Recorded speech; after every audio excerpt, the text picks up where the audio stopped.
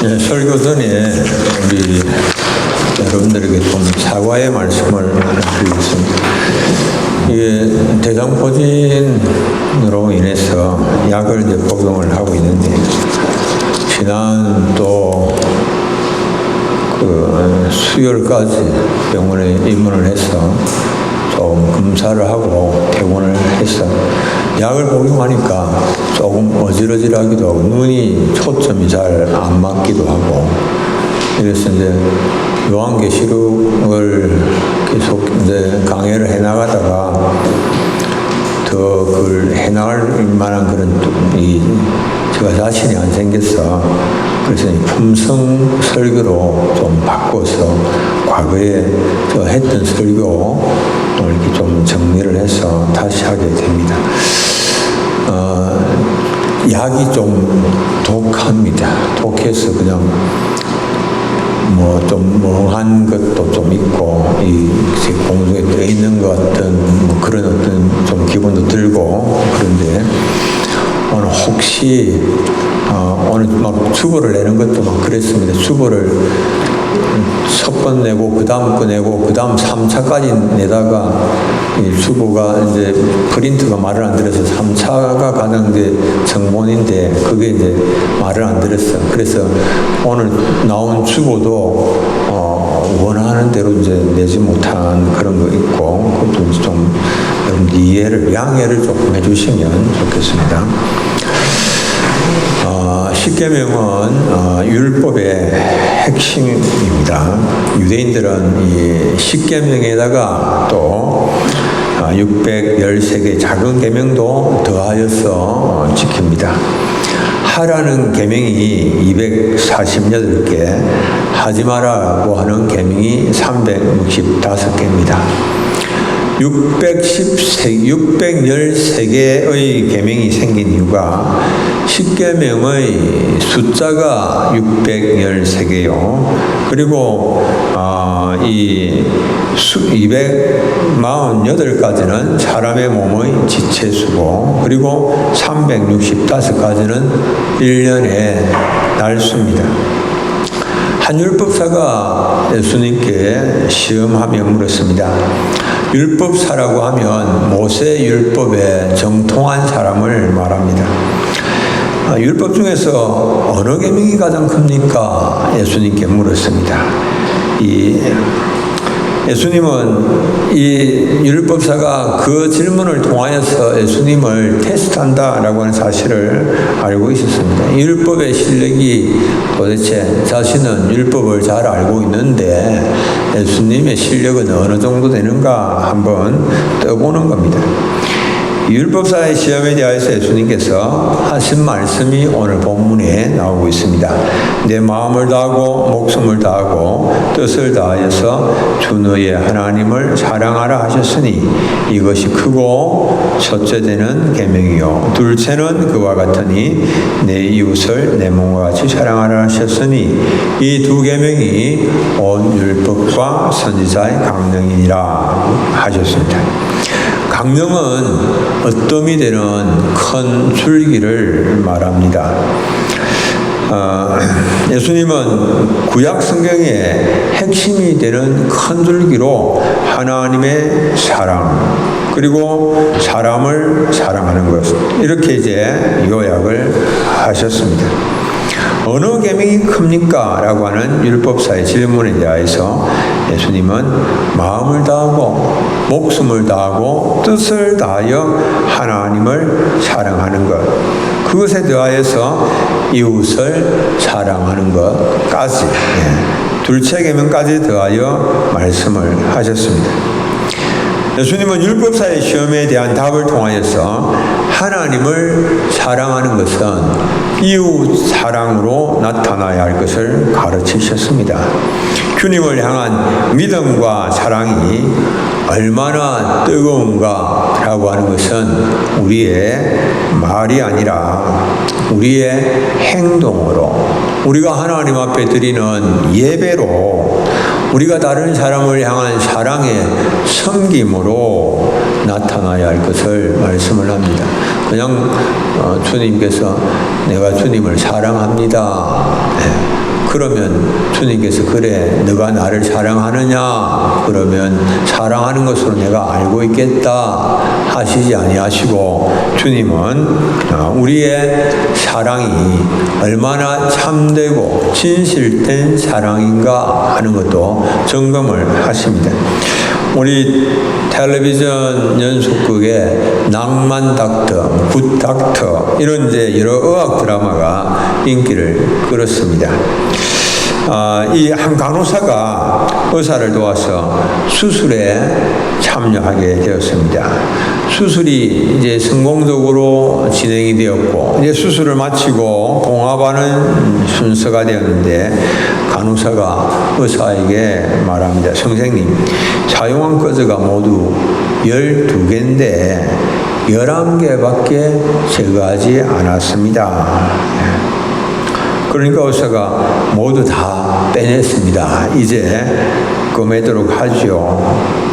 간호사가 또 그렇게 하면 안 된다고, 안 됩니다. 분명히 12개를 사용했습니다. 의사가 내가 책임지겠습니다. 그냥 봉합합시다. 간호사가 고집을 피웁니다. 안 됩니다. 그렇게 해서는 안 됩니다, 선생님. 간호사가 완강한 태도로 그렇게 해서 안 된다라고 의사를 표현을 하니까 마침내 의사가 할 수 없다는 듯이 미소를 지으면서 자기 한쪽 발을 치워서 거기 있던 발 밑에 있던 12번째 거즈를 보여주었습니다. 그러면서 하는 말이 이것입니다. 미안합니다. 내가 당신의 성실함과 능력을 시험해 보았습니다. 당신은 훌륭한 간호사가 될 자격이 있습니다. 그렇게 말을 했습니다. 내 마음을 다하고 목숨을 다하고 뜻을 다하여 주 너희 하나님을 사랑하라고 하신 주님은 우리가 얼마나 주님을 사랑하는지 점검하시고 확인해 보시고자 하십니다. 하나님 말씀을 하십니다. 이스라엘 백성들이 하나님의 말씀을 듣기는 듣지만은 그러나 하나님의 말씀 행하지는 않는 것을 보고는 입으로는 사랑한다고 하지만은 실제 마음으로 하나님을 사랑하는 것이 아니라 자기의 이익을 따라가는 자들이다. 이스라엘 백성들을 향하여서 말로는 하나님을 사랑한다 하지만 하나님을 사랑하는 것이 아니고 자기의 이익을 따라가는 자들이다. 그렇게 말씀을 하십니다. 에스겔 33장 31절. 백성이 모이는 것 같이 네게 나오며 내 백성처럼 네 앞에 앉아서 네 말을 들으나 그대로 행하지 아니하니 이는 그 입으로는 사랑을 나타내어도 마음으로는 이익을 따름이라. 하나님 앞에 나와서 선지자 앞에 나와서 말씀을 들으면서 하나님을 사랑한다라고 말을 하지만 그러나 실제로는 자기의 마음으로는 이익을 쫓아가는 자들이다. 그렇게 말씀을 하고 있습니다. 이것은 현대 기독교인들도 동일한 문제에 부딪히게 됩니다. 입으로만 주여 주여 하고 주를 사랑한다라고 고백을 하지만 그러나 실제 주님을 사랑하는 그런 고백에 합당한 반응이 없습니다. 열매가 맺히지가 않는다라고 하는 말입니다. 하나님의 뜻을 말하지만 하나님의 나라보다 자기 욕심, 자기 만족을 위하여서 삽니다. 하나님께서 원하시지 않는 이런 신앙을 가진 신자들을 향하여서 이사야 선지자는 성전 뜰만 마당만 밟을 뿐 하나님과는 아무런 상관이 없는 자들이다. 부지런히 성전 뜰을 밟고 다니나 하나님과는 상관이 없는 자다. 이렇게 말씀을 하십니다. 그런 사람들을 향하여서 하나님의 법에 귀를 기울이고 선행을 배우고 정의를 구하며 학대받는 자들을 도와주며 고아를 위하여 신원하며 과부를 위하여 변호하라. 가난한 사람들, 약한 사람들, 고통 중에 있는 사람들, 그들의 아픔을 돌아보라 이렇게 말씀을 하십니다. 행동이 없는 사람은 선행을 배워야 됩니다. 예수 믿는다라고 하지만 아무런 행동이 없고 아무런 열매가 없고 그저 성전 뜰만 밟고 왔다 갔다 하면서 그러면서 입으로만 하나님 사랑한다. 그래서는 안 된다라고 하는 겁니다. 미지근한 신앙을 가진 대표적인 교회가 라오디아 교회였습니다. 주님 라오디아 교회를 향하여서 경고하십니다. 엄중한 경고를 하십니다. 계시록 3장 15절 16절 내가 네 행위를 아노니 네가 차지도 아니하고 뜨겁지도 아니하도다. 네가 차든지 뜨겁든지 하기를 원하노라. 네가 이같이 미지근하여 뜨겁지도 아니하고 차지도 아니하니 내 입에서 너를 토하여 버리리라. 차지도 뜨겁지도 않았던 라오디아 교인들 무슨 이유 때문에 그러했을까? 그들은 자신들의 공고함을 깨달지를 못했습니다. 가련함, 가난한 것, 눈먼 것, 벌거벗은 것 이것 알지를 못했습니다. 주님을 향하여서 열심을 내라 회개하라고 하셨지만은 그들을 향하여 그렇게 말씀하시지만은 그러나 마땅히 열심을 내어서 불로 연단한 금을 사서 부유하게 하고 흰 옷을 사서 입어서 벌거벗은 수치를 보이지 않게 하고 안양을 사서 눈에 발라 보게 하였지 마땅히 그렇게 해야 하지만 자신들의 모습 자신들의 실상, 자신들이 벌거벗은 자다라고 하는 이 사실, 이걸 알지 못한 거예요. 왜 그들의 눈이 어두워졌는가? 그들은 부유함으로 인하여서 마음이 교만해졌습니다. 부유함으로 인하여서. 그래서 가련함을 보지 못하였습니다. 오늘 많은 사람들이 지식이 있다라고 하는 사람, 높은 지위에 있다라고 하는 사람, 많은 부를 가지고 있다라고 하는 사람, 권세 있는 자리에 있다라고 하는 사람, 그런 사람들이 자신들의 권세를 믿고 부를 믿고 지위를 믿고 지식을 믿고 그래서 이제 마음이 둔해지고 어두워져서 주님을 찾지도 않고 구하지도 않습니다.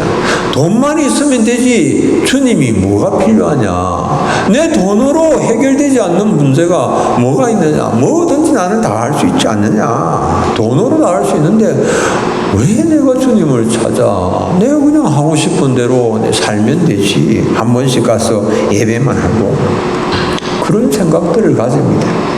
성도는 하나님의 은혜가 아니면 부가 산더미처럼 쌓여 있다고 할지라도 아무것도 아니다 라고 하는 것을 겸손하게 고백할 줄 알아야 됩니다.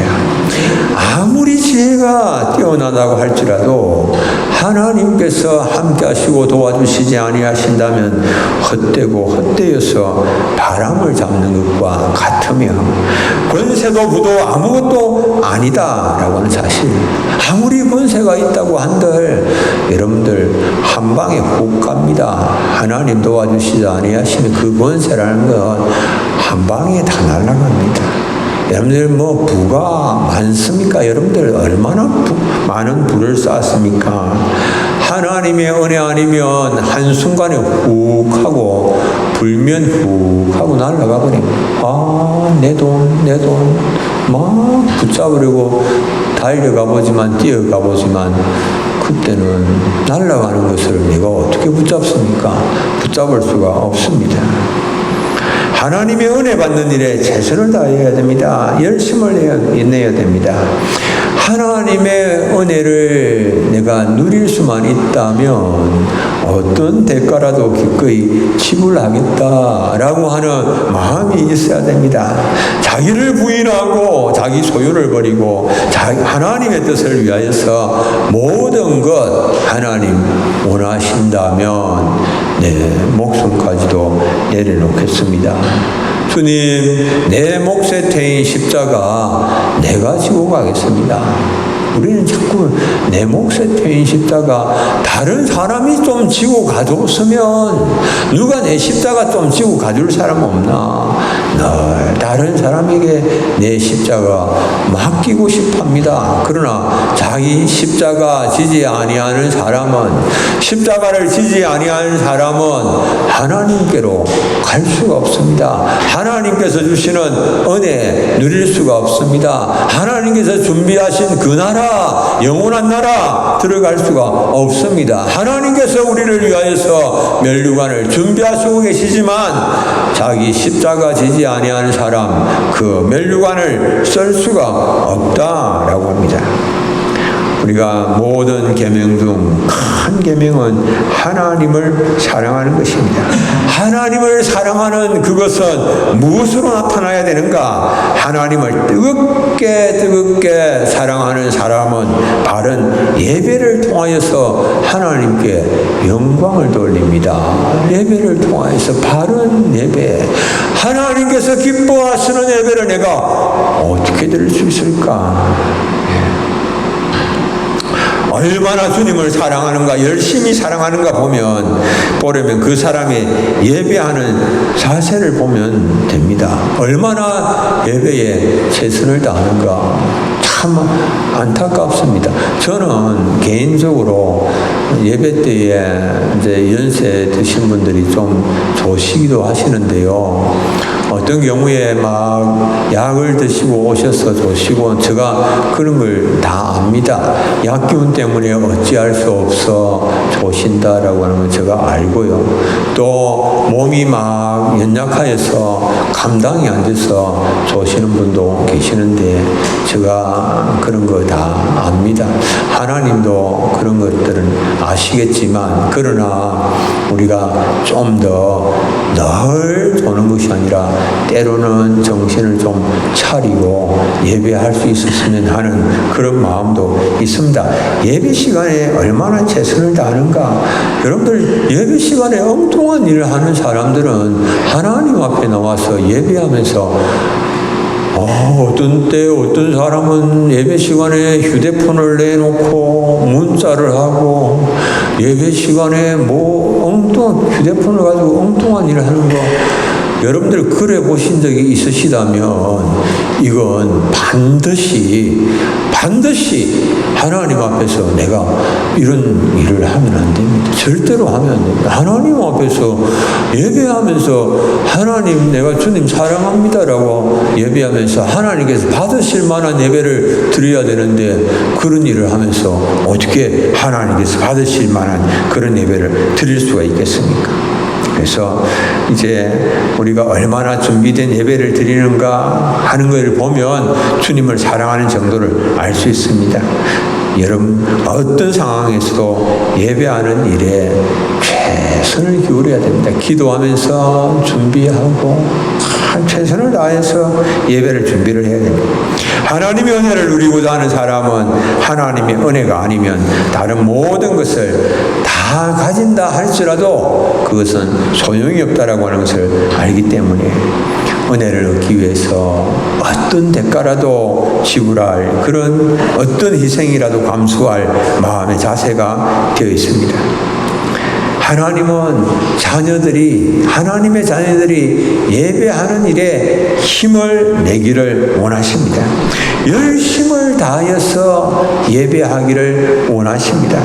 하나님께서 내게 맡겨주신 일에 대하여서 기쁨으로 최선의 노력을 경주하는 것, 그것을 열심이라고 합니다. 기쁨으로 최선의 노력을 경주하여서 준비하고 예배하는 것입니다.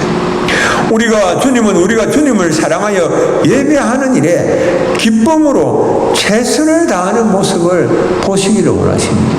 여러분들 예배에 얼마나 최선을 다하십니까? 조금만 일이 있다면 예배에 빠진다면 이거는 예배를 최우선적으로 하는 것 아니고 최선을 다하는 거 아닙니다. 예배 때에 여러분들 이 기쁨으로 내가 즐거움으로 내가 자원하여서 최선을 다해서 예배하는 그 자세. 주님은 우리가 그렇게 하지 아니하면 질투하시는 하나님이십니다. 주님 주님보다 더 사랑하는 것이 있어서 그것에 마음 빼앗기고 있다면, 주님보다 더 마음에 품고 있는 것이 있다면 주님은 질투하시죠.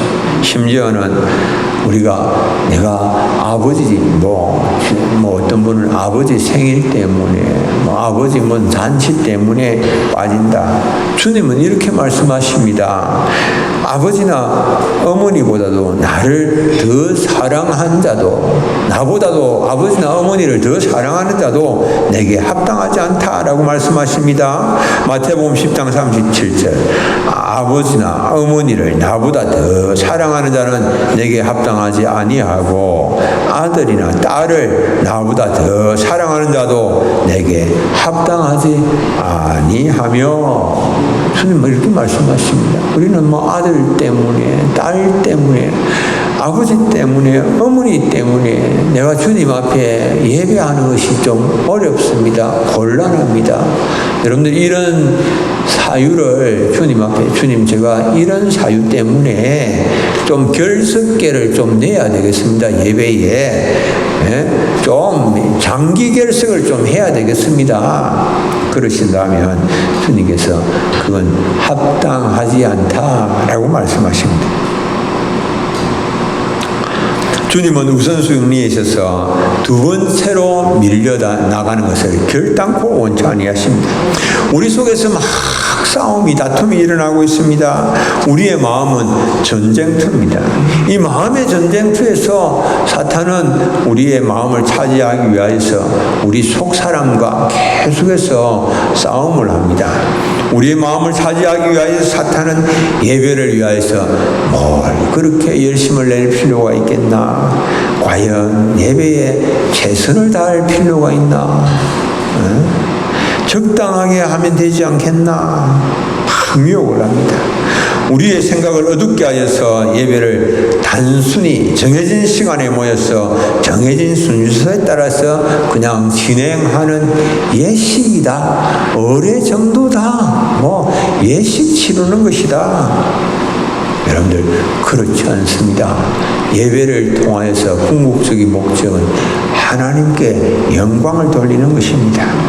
우리가 예배 때에 진행하는 모든 것, 묵도하고 신앙 고백하고 성경 봉독하고 성가대 찬양하고 말씀 듣고 헌금하는 이런 거 하나하나 아무것도 아니잖아. 그거 그냥 순서에 따라 진행하는 것에 지나지 않잖아. 이게 아닙니다.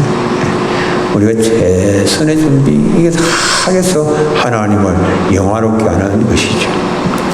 주님을 사랑하는 열심 있는 예배자는 그 시간에 말씀을 위하여서 기도합니다.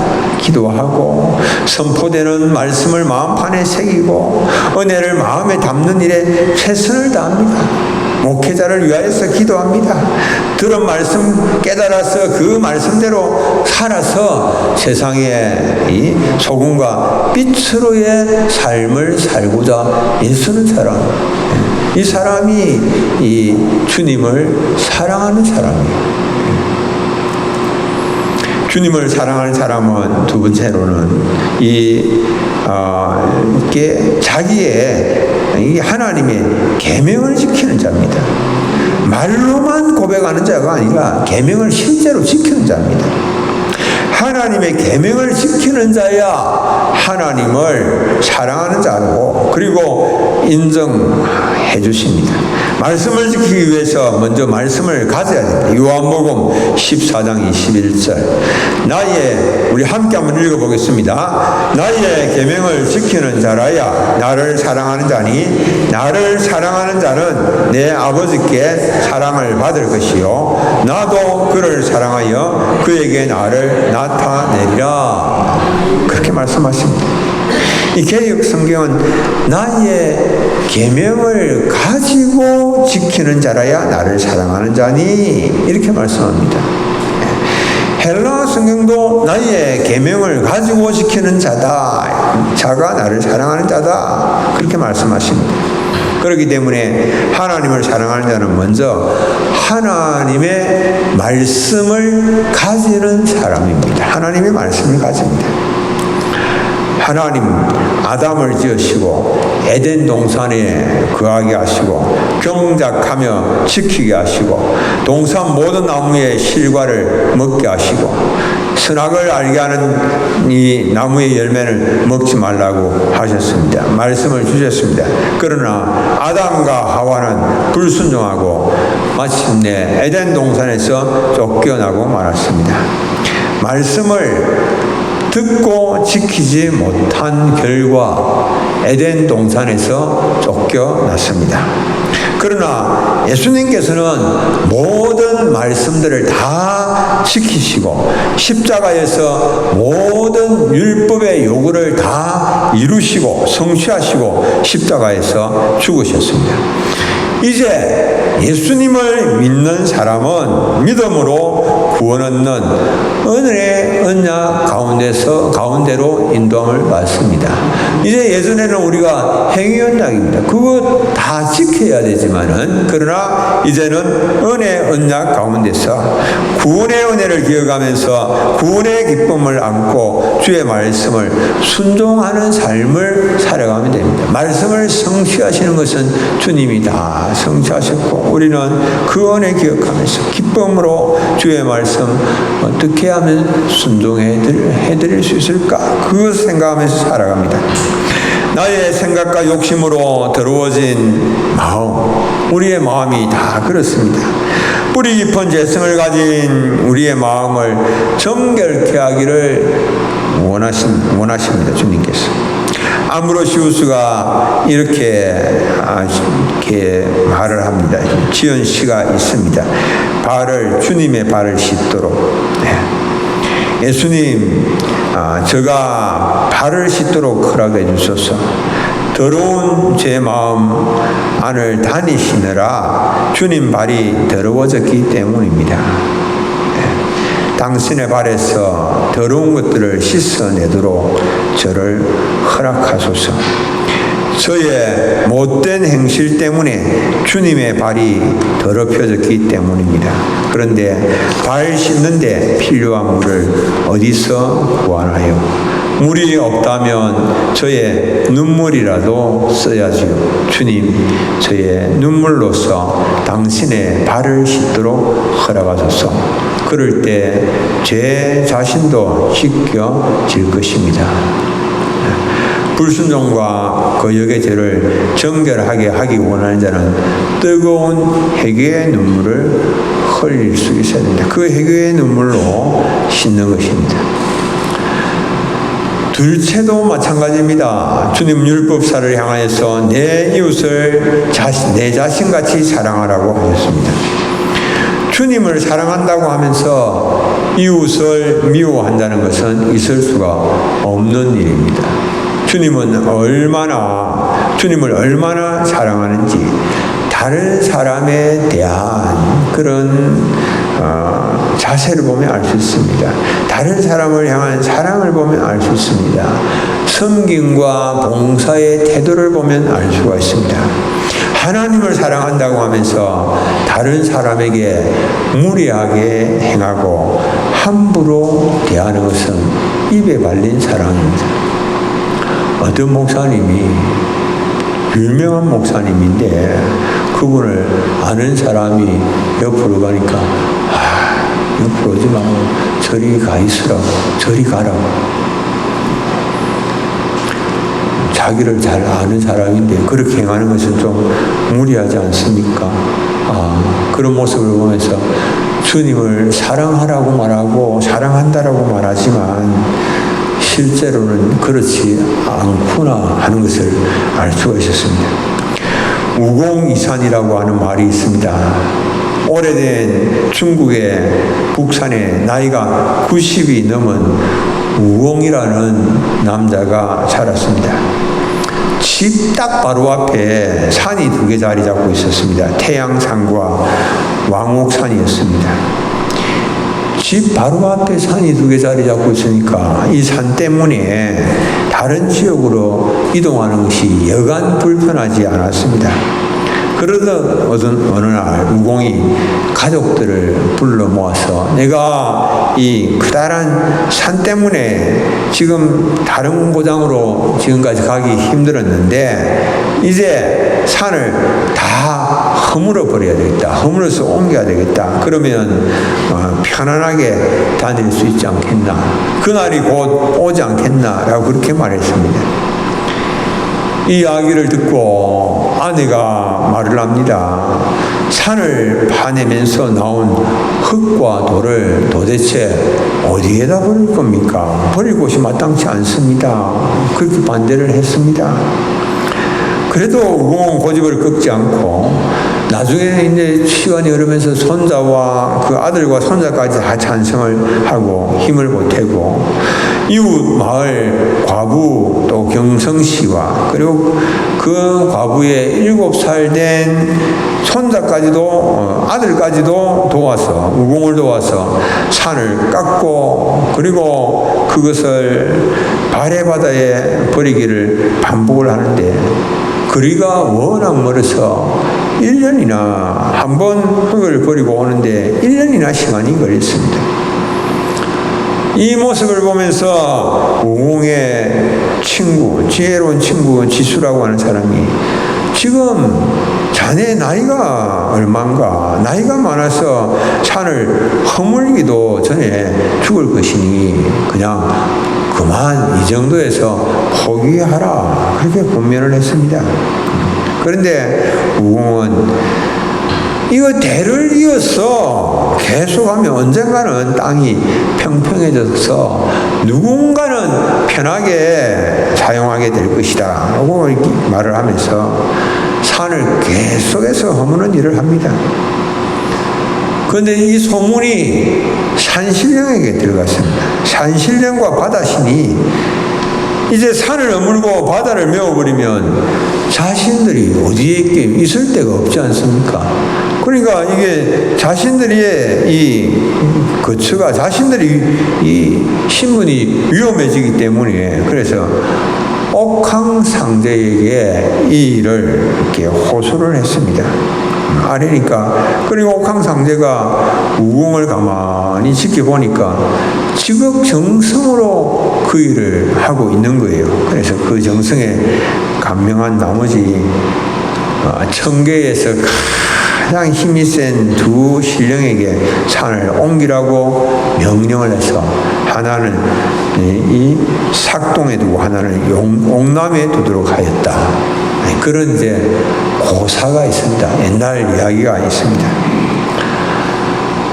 여러분들, 우리가 주님께서 맡겨주신 일을 열심을 품고 감당을 한다면 언젠가 이루어집니다. 자꾸 안 된다, 못한다라고 하는 것이 아니라 열심을 품고 기쁨으로 즐거움으로 끝까지 하면 언젠가 이루어집니다. 열심의 반대말은 무관심입니다. 무관심. 이 무관심, 나는 교회가 뭘 하든지 말든지 나는 나하고는 아무 상관없는 일이다. 그렇게 무관심하는 그것이 결국은 주님의 몸된 교회를 허무는 것입니다. 이웃과 담을 쌓는 것입니다. 하나님께서는 내게 맡기신 일에 기쁨으로 최선을 다하기를 원하시고 그런 모습을 볼 때에 복을 주십니다. 열심은 우리의 얼굴 표정을 밝게 만듭니다. 그리고 눈동자가 빛나게 합니다.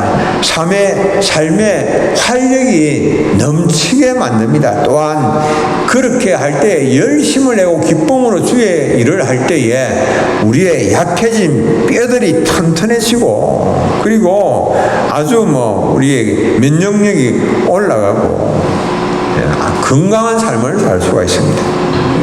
하나님을 사랑하고 이웃을 사랑함으로 영육간에 더욱 강건함의 복을 누리시는 우리 사랑하는 성도님들 다 되시길 축복합니다. 우리 찬송 한 장 부르겠습니다. 330장